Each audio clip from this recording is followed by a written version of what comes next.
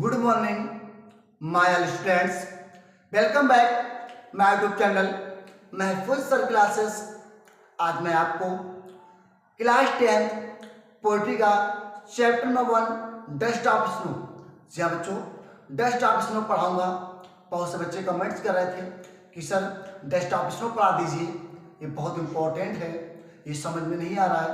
आज मैं आपको आसान से आसान ट्रिक से डस्ट ऑफ स्नो का चैप्टर फुल हिंदी एक्सप्लेनेशन समझाऊंगा, एक एक मीनिंग का मतलब बताऊंगा। मेरे बच्चों साथ में लगे रहिए और समझिए। पहला चैप्टर बात करते हैं डस्ट ऑफ स्नो। जी हाँ बच्चों, डस्ट ऑफ स्नो जिसके कवि हैं रॉबर्ट फ्रॉस्ट। जी हाँ बच्चों, रॉबर्ट फ्रॉस्ट। मैंने आपको बताया था डस्ट ऑफ स्नो जिसके कवि हैं रॉबर्ट फ्रॉस्ट। तो चलिए बच्चों अब जान लेते हैं कि रॉबर्ट फ्रॉस्ट कौन थे, उनका जन्म कब हुआ था। तो चलिए बात करते हैं। ये देखिए, ये आपकी स्क्रीन पर एक जो फोटोज है, यही है रॉबर्ट फ्रॉस्ट जिन्होंने काफी पोएम्स लिखी हैं। रॉबर्ट फ्रॉस्ट का जन्म 26 मार्च 1874 ईस्वी में हुआ था और 24 जनवरी 1963 ईस्वी में इनकी मृत्यु हो गई थी। जी हाँ बच्चों, यानी कि रॉबर्ट फ्रॉस्ट का जन्म 26 मार्च 1874 ईस्वी को हुआ था और इनकी 24 जनवरी 1963 ईस्वी में मृत्यु हो गई थी। तो मेरे बच्चों ये बहुत इंटरेस्टिंग चैप्टर है, बहुत ही महत्वपूर्ण चैप्टर है। तो चलिए इस चैप्टर को शुरू करने से पहले 2 मिनट की समरी यानी कि इसका सारांश समझ लेते हैं ताकि आपको चैप्टर अच्छे से समझ में आ जाए। जी हाँ बच्चों, अब चलते हैं चैप्टर पर। तो चलिए बात करते हैं डस्ट ऑफ स्नो की। तो बच्चों डस्ट ऑफ स्नो की बात करते हैं। देखिए डस्ट ऑफ स्नो, तो सबसे पहले ये समझ लो कि डस्ट ऑफ स्नो का मतलब क्या होता है। तो मेरे बच्चों चैप्टर का मतलब क्या है डस्ट ऑफ स्नो, देखिए सुन लीजिएगा, ध्यान से सुनिएगा। आज मैं आपको एक एक शब्द समझाऊंगा। Dust of snow, dust means होता है धूल मिट्टी के कण, या जो बोलते हैं धूल मिट्टी के छोटे छोटे कण, उसको बोलते हैं डस्ट। डस्ट मीन्स होता है मिट्टी के छोटे छोटे कण। और यहां पर तो बहुत ही अलग कहा गया है, यहां पर स्नो की बात कही है। स्नो मीन्स होता बर्फ, तो इसमें कहा गया कि डस्ट ऑफ स्नो यानी कि बर्फ के छोटे छोटे कण, बर्फ के छोटे छोटे कण। अब आप कहोगे कि सर बर्फ के कण क्या होते हैं। जैसे कि आपने देखा होगा बचपन में बहुत आइसक्रीम खाई होगी, बहुत बर्फ खाई होगी। जैसे कि आपने देखा होगा जो गांव में मोहल्लों में जो रंधे वाली बर्फ बेचते हैं, जब उसको को घिसते हैं जो महीन में बर्फ निकलती है उसी को कण बोल सकते हैं। या फिर आपके घर पे फ्रिज होगी और फ्रिज में आप कभी भी फ्रीजर खोलना और फ्रीजर के जो कटोरे, जो बॉल वगैरह होते हैं बर्फ के लिए कटोरे होते हैं, उनके जो आसपास बर्फ जमी होती है, जैसे आप उठाओगे ऐसे ऐसे महीन में बर्फ आएगी, उसी को बोलते हैं डस्ट ऑफ स्नो। क्या बोलते हैं? Dust of snow. जी हाँ बच्चों, ये एक बार की बात है, रॉबर्ट फ्रॉस्ट जो इस कविता के कवि हैं वह बहुत परेशान थे, चिंतित थे, बहुत ज़्यादा दुखी थे।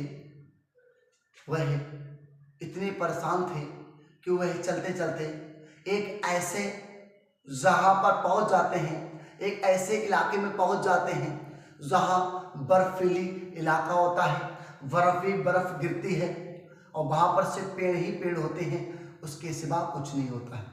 जब उस रास्ते से वह गुजरते हैं तो उनके दिमाग में बहुत टेंशन भरी होती है, उनकी मनोदशा बहुत गंभीर होती है। तो वही जो रॉबर्ट फ्रॉस्ट है वो वहीं एक पेड़ के नीचे बैठ जाते हैं। मेरे बच्चों जब वह एक पेड़ के नीचे बैठते हैं तो वह पेड़ एक जहरीला पेड़ हुआ करता था जिसको बोलते हैं हेमलॉक ट्री, और हेमलॉक ट्री को इंग्लिश में कहेंगे उसको बोल लेंगे पॉइजनस ट्री। अब पॉइजनस ट्री का मतलब होता है जहरीला पेड़। जी हाँ बच्चों, जहरीला पेड़। बच्चों जहरीला पेड़, और जहरीला पेड़ कहाँ पाया जाता है? ये साउथ अफ्रीका में जहरीला पेड़ पाया जाता है, जो होता है जिसको हेमलॉक ट्री बोलते हैं। ये पॉइजनस ट्री होता है जो साउथ अफ्रीका में पाया जाता है। इसको हिंदी में बोलेंगे जहरीला पेड़। जी हाँ बच्चों, जब वह परेशान होते हैं, परेशान होकर वह एक पेड़ के नीचे बैठ जाते हैं और उनको पता नहीं चलता है ये कौन सा पेड़ है, कैसा पेड़ है, जबकि वह जहरीला पेड़ होता है। और जब वह बैठ जाते हैं तो उस पेड़ पर एक कौवा आता है। क्या आता है? उस पेड़ पर एक कौवा आता है और कौवा आकर उस पर बैठ जाता है। बैठने पर वह कौवा उस पेड़ की टहनियों को हिलाता है। जी हाँ बच्चों, वह कौवा उस पेड़ की टहनियों को हिलाता है। जब उस टहनियों को हिलाता है, उस टहनियों में लगी हुई बर्फ के कण जो होते हैं वो कभी पर गिर जाते हैं, और जब कभी पर गिरते हैं तो वह और भी क्रोधित हो जाता है, बहुत परेशान हो जाता है। अब क्यों परेशान हो जाता है वो आप जानते होंगे।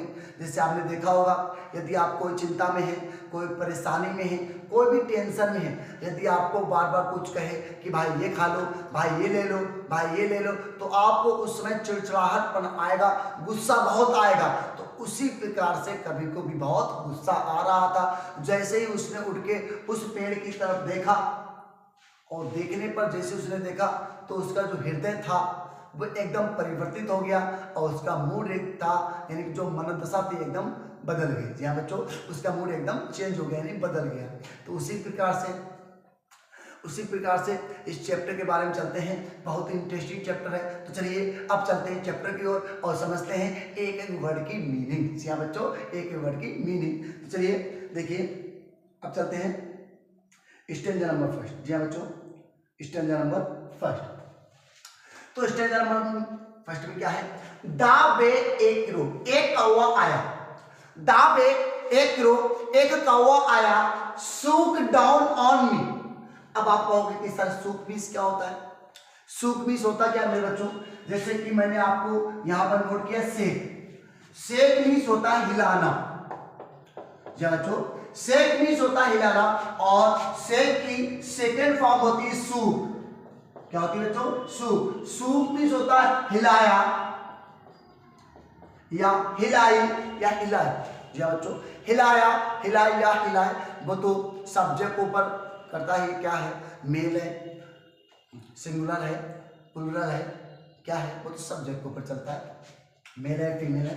तो चलिए हिलाया, तो क्या होगा? सूक माने हिलाई, डाउन मीन्स नीचे, ऑन मी माने मुझ पर, डस्ट ऑफ स्नो बर्फ के छोटे छोटे कण, फ्लावर माने से, ए माने एक, हैंडॉग माने पॉइजनस यानी कि जहरीला, और ट्री मीन्स होता पेड़। जी हाँ बच्चों, ट्री माने पेड़। यानी कि अब देखिए इन चारों को हिंदी बता दें अब आपको। दाबे एक रो, दाबे एक रो, दाबे एक रो, एक कौवा आया, सूक डाउन ऑन मी, उसने मुझ पर हिलाया, डस्ट ऑफ स्नो बर्फ के छोटे छोटे कण, यानी कि एक कौवा आया, उसने मुझ पर बर्फ के छोटे छोटे कण हिलाया।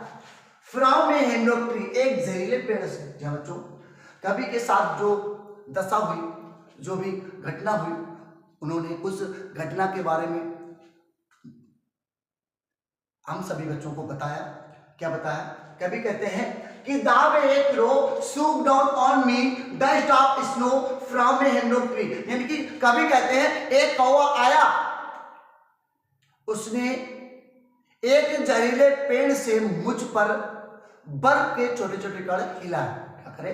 बर्फ के छोटे छोटे कण हिलाए। हाँ जी बच्चों, जैसे कि आपने देखा होगा, ये एक कौवा है, जैसे ये पेड़ है, और पेड़ ये पॉइजनस ट्री है। और पॉइजनस ट्री क्या होता है? पॉइजनस ट्री जो होता है वो कैसा पेड़ होता है? हरा पेड़ होता है। उसमें वाइट कलर के फ्लावर होते हैं। कैसे होते हैं? वाइट कलर के, यानी सफेद कलर के फूल होते हैं। और सफेद कलर के फूल होने पर भी, और उसके ऊपर जब बर्फ गिरी तो वह पूरा सफेद हो जाता है। तो उसी प्रकार आप देख सकते हो कि ये कौवा इस पेड़ पर बैठा है, इस पेड़ पर बैठा है। तो ये क्या है? ये पेड़ पर देखो, आपने देखा होगा किनारे किनारे पे बर्फ जमी हुई है है ना, तो उसने उसको हिला दिया, तो इसी को बोलते हैं पॉजिस्ट्री। जी हाँ बच्चों, पॉजिस्ट्री।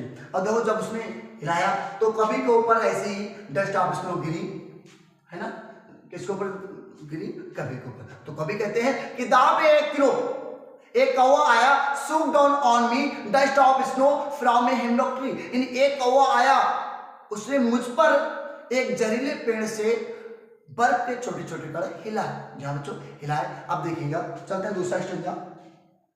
अब दूसरा स्टेंजा क्या है, हैज गिवन माय हार्ट, और मेरा दिल परिवर्तित हो गया। हैज गिवन माय हार्ट, और मेरा दिल परिवर्तित हो गया। ए चेंज ऑफ मूड, और मेरी मनोदशा यानी मेरा मूड बदल गया और मेरी मनोदशा एकदम बदल गई। And saved some parts, and saved, और बच गया सम पार्ट, कुछ हिस्सा, ऑफ डे यानी दिन का, ऑफ डे यानी दिन का, आई हैड रूइड पछताने से। अब देखो, अब इसमें लिखा रूइड, और रूइड मीन्स होता है बच्चों पछताना। क्या होता है, पछताना। आप लोग समझ गए, रूइड मीन्स होता है पछताना। तो चलिए सिंपल सी बात है, एक बार फिर से समझ लेते हैं। तो चलिए इन चारों लाइन की एक साथ हिंदी बता देते हैं और अच्छे से आप इसको समझ लीजिएगा। बहुत इजी ट्रिक है, बहुत अच्छे से देखना। और यदि अगर आपको कोई 19-20 को दिक्कत आए तो कमेंट्स पे तुरंत कर दीजिएगा, आपको उसका आंसर मिल जाएगा। जी हाँ बच्चों, मिल जाएगा। अब देखिए इसमें क्या लिखा है, हैज गिवन माय हार्ट, और मेरा हृदय परिवर्तित हो गया, मेरा हृदय परिवर्तित हो गया।